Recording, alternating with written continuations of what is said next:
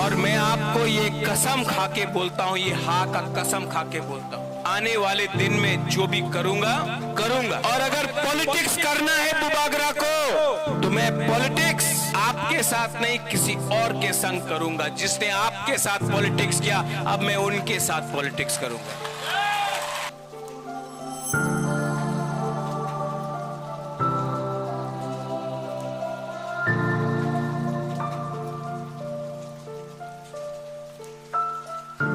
Agreements पहले भी हुए हैं, लेकिन इम्प्लीमेंटेशन में प्रॉब्लम हुआ है। इसी के लिए I am very happy and I am very glad that candidate which was from our side, my sister has been chosen to represent, because मैं नहीं चाहता हूँ कि दिल्ली में अग्रीमेंट में कोई रोड ब्लॉक्स आए। लॉजिकली ये अग्रीमेंट को अगर दिल्ली में हमें इम्प्लीमेंट करना है तो एक सही आदमी को जाना था, एक सही व्यक्ति को जाना था।